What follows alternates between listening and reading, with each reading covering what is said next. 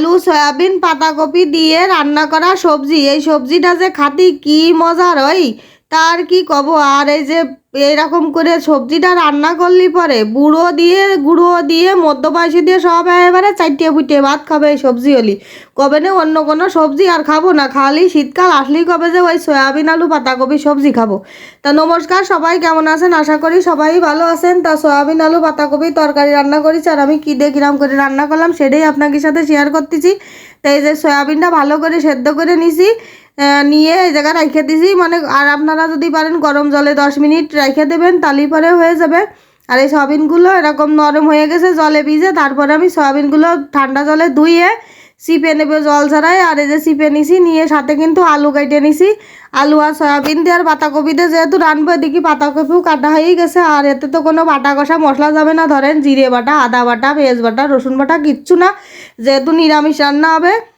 আর লাগবে শুধু একটু গরম মশলার গুঁড়ো, এই হলো মশলা। আর এই যে তেলের পরে কিন্তু সম্বরা দিয়ে দিছি, শুকনো জাল, জিরে, তেজপাতা। তারপরে ওই যে গুছাই ধুয়ে দিলাম আলু আর সয়াবিন, সেই সম্বরার মধ্যে আলু আর সয়াবিন কয়টা ঢালে দিছি, দিয়ে ফাইন সুন্দর নাড়তি নাড়তি নাড়তি নাড়তি ভাজা হয়ে যাবে।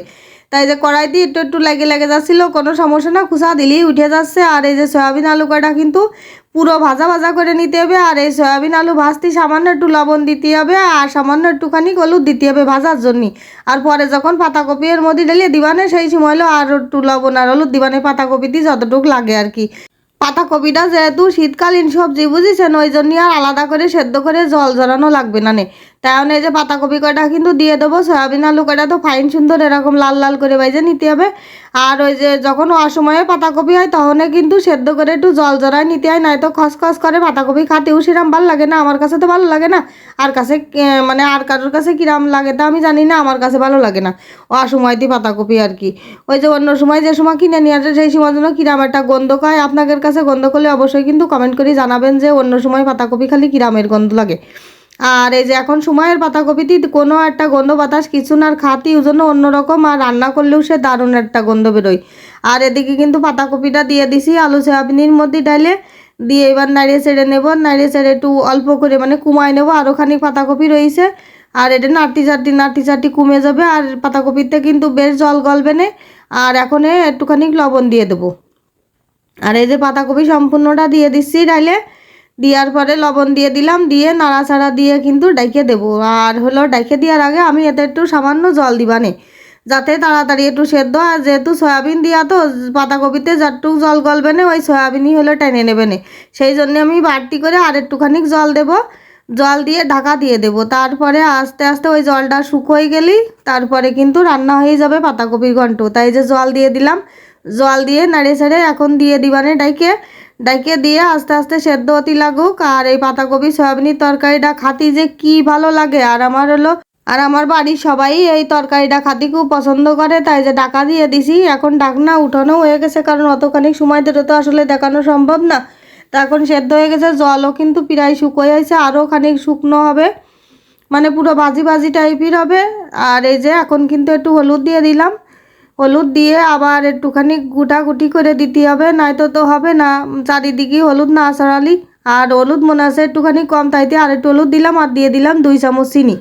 একটুখানি চিনি দেওয়ার কারণ হলো এই সবজিটা একটু মিষ্টি মিষ্টি না হলে কিন্তু ভালো লাগবে না। আর কাঁচা জাল দিছি, এতে কিন্তু কোনো শুকনো জাল দিইনি, শুকনো জাল শুধু ওই যে ফোড়ন দেওয়ার সময় 3 সাইডে শুকনো জাল দিছিলাম, এই হলো দিয়া। আর এতে কিন্তু কোনো বাটা কষা দিইনি, কিচ্ছু লাগবে না, শুধু এইভাবে রান্না করে দেখবেন, খাইয়ে খাতি মনে হবে যে এত ভালো লাগবে, মানে না খালি পরে বুঝবেন না যে এটা আসলে কি সুস্বাদু একটা তরকারি। এখন কিন্তু হয়ে গেছে, আর কড়াইতে এখন একটু কপিটা লেগে লেগে আছে, ওই জন্য একটু কড়াইটা ধরে তারপরে হলো মানে ঘুরতেও ছিল, নয়তো হলো মানে কড়াই নাড়াচাড়া করতেছিল। তা এখন এই যে শেষ পর্যায়ে কিন্তু গরম মশলার গুঁড়ো দিয়ে দিচ্ছে, আর এই গরম মশলার গুঁড়ো দিয়ে আর একটুখানি ভাজতে হবে, ভাজার পরে তারপরে নামাই নেব। আর এই গরম মশলার গুঁড়ো কিন্তু শুধু না, এর মধ্যে কিন্তু আমি একটু জিরে ধনে মানে গরম মশলা হলো এলাচ দারচিনি তারপরে লবঙ্গ গোলমরিচ সব কিছু দিয়ে ভাজিয়ে তারপরে এই গুঁড়োটা করে রাখি। এই গুঁড়োটা সব সময় আমি অনেক ক্ষেত্রে ব্যবহার করি, অনেক তরকারিতে কিন্তু ভালো যায়, আবার সব তরকারিতে যে গরম মশলা কাটে তা কিন্তু না।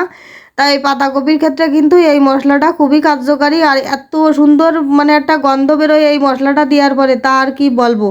আর এই যে এখন কিন্তু বাঁধাকপির তরকারিটা রান্না হয়ে গেছে, গামলায় নামাই নিছি, এখন কিন্তু সবাইরে খাতিলতি দিয়ে দেবো। আর এদিকে সবাই কিন্তু খাতি বসে গেছে, আমি ভাত বেড়ে দিছি।